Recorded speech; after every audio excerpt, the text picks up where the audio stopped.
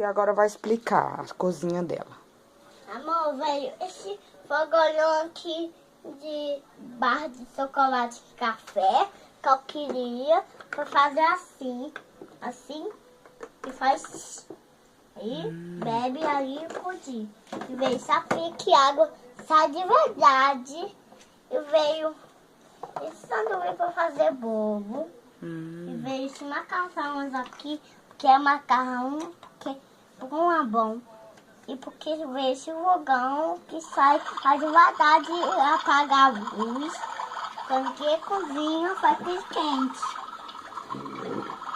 E aí cantou esse o prato pra comer. E aí cai a cada. E aí que deu água, sai água de verdade.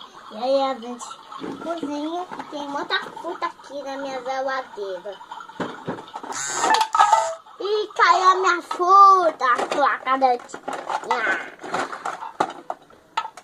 é muito.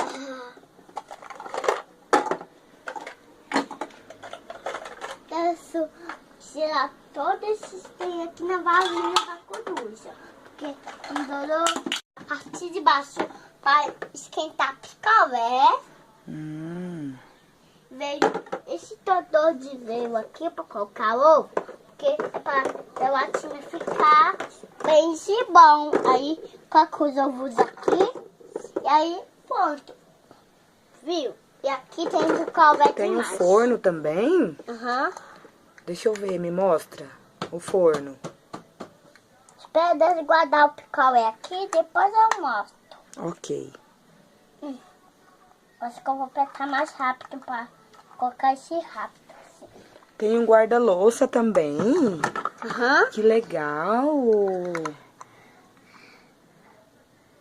bobo também é assim.